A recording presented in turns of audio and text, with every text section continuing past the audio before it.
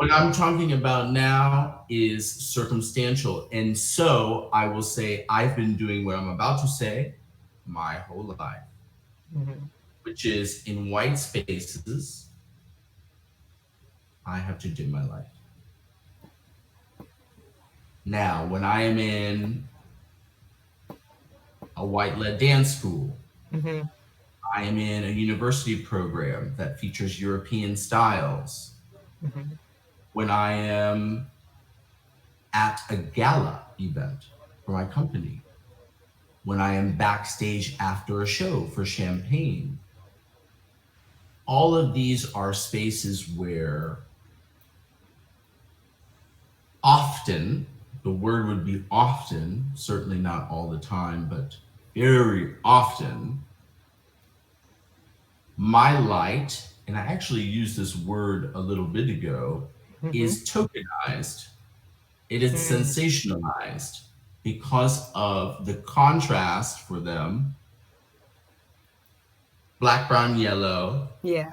artist, speaks well, seems to be good at his art, seems to be confident, looks in my eyes when we're talking, can hold conversation, Yes. asks questions. I'm gonna pick him up. He's gonna be the go-to black person now in my art circle. He's gonna be at all my events. Hmm. So this space, what is perhaps unbeknownst to the folks in the space, is that I'm in a little bit of a rock and a hard place, a quandary, and like an emotional, spiritual, because what's happening is a lot of times in these spaces, if I were to pull back, give a Hmm. bird's eye view, these are organizations that don't have a history, for example, Okay. of necessarily caring about what I'm into, my people, or perhaps the exact things about me to which they profess to love in this moment. Okay. For example, I mentioned going to a university program where for every single student, they've got to take ballet and modern. These are European studies. There's about 4 to 6 levels, maybe, that they have to graduate to. And of course, then all of the dances that originate from black, brown, yellow people might have one level or two, and Hmm. most of them are recreational courses. They're not needed for the degree. Okay. Just to give you an example of systemically how, when I say white spaces or white led spaces, Yes. how sometimes I'm walking into a space where I already am, how do we say? The odds are a little against you in the beginning, so you It's have to. not my table. Yeah, it's not your table, so you have to walk in and I kind of have to deal with the walk in hand, and deal with play it. a game, play Hmm. a social tit for tat, use Yeah. the right inflection and thing, and not go too because because what happens if I start talking to him like how I talk at home? Hmm. So hold on. Yeah. So who threw this event? Yeah. Gary? What? It's good to meet you. You They're think? gonna look at you crazy. They're gonna be like, You know what? uh-uh. No, no, stop. So yes, I do dim my light because you know what? That's part of my light. Yeah. But unfortunately, circumstantially, the world does not agree. So there are situations where I have to dim my light, and that is just the most prevalent one. Is that sometimes, often, and throughout my lifetime in white spaces, due to the reasons I just said, yes, I end up having to dim my light. Um, so, do I agree with it? No. Have I done it? Yes. The big veil was George Floyd. So that's almost 30 years Yes. before I got so fed up that I actually stopped everything I was doing for 6 months, called meetings with everybody I was affiliated with. If Okay. there were systemic things that I was not in agreement with, I try to set up an official meeting so that we could converse about it.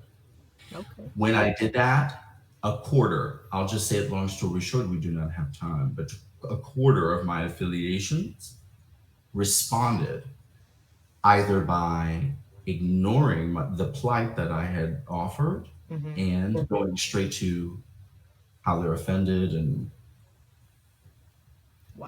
Wow. I don't know if you usually talk to your employers this way, but we'll let it slide. And which I would call at best implicitly bias. And then there were the other part of that quarter of my affiliations who did something that felt overt, Okay. racist toward me. And what then happened, to answer your question, I mean, yeah, I I was done. So I left these organizations in protest.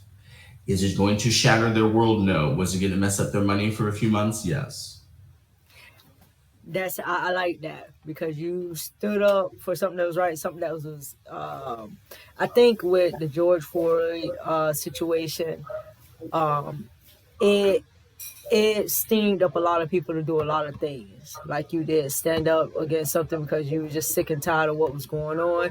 So again, you hit them in the pockets, you know, and whether they want to work with you or not, you'll still have more opportunities that's going to come to you, you know. So you did the best thing you did was hit them in the pocket where they lost money. That's the best way I could put it because systemic racism is in every type of organization right now. I don't know if you heard of a minority owned media company called Hero out of New York. Mm-hmm. They helped BBD get a 10-year $4 billion contract with the US Army. Wow. BBD screwed them over because they were supposed to make them the subcontractor. Now the owner is suing BBD for $100 million because that's what the subcontracted work was worth had they gave it Yes. to him. But what they're doing, they used him because he was familiar with the U.S. Army. He had a small contract with the U.S. Army, so he was like, "Let me partner with them." Worked Mm-hmm. with 2 years, and they thought they were really gonna. I think he's gonna win because he has so much paper trail and text messages and documents. So I really think he's gonna go on top with it because they've been doing black media like this for the longest. Journalism right now, one of the top black media journalists is Roland Martin. Mm-hmm. He's at his top right there. He talks about this all the time, how they put all their dollars into the white media and bypass the black media, where the black media is the one that really you need to put money into because they can get to the people that you guys can't reach. For example, um, election this year. It was because Mm-hmm. of Roland Martin, Stacey Abrams, and all their committees that got on the ground, did groundwork, that got in cities in Atlanta that nobody ever touched. You had Rollins posting up at least he was there for like 2 months in the cities, dropping at every spot, and he was the one that was able to get Biden them to start going to these small cities that nobody ever touched, you know. Right. So it's stuff it's in every organization, in I hear every arena, dance, media, TV, it's every. everywhere, you know. So I commend you on that. That's cool. I like, yeah, I'm happy you did that. Yeah.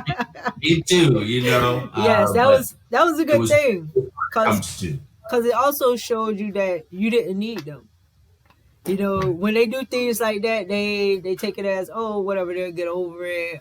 They need us, but once you show them that you don't need them because you got other people that you can go and work with, then that's them. They lose out. You know, Right. because they're gonna have to find somebody to replace you, and quite what you bring, the talent that you bring, and the creativity that you bring, they're not gonna find nobody that's just like you or as good as you at what you do. So, That's kind of you. That's kind of okay. you. Yes. Yes, I hear you. That protest was necessary. Yeah, I believe it was. And I It made sure to try to uh, speak speak as though I was worthy mm-hmm. of the respect that I, was sharing that I expected from them. And Yes. that meant when they said, behaved, or physically acted averse, Mm-hmm. that I was able to stand there and say, this, what you're doing, is unacceptable to me.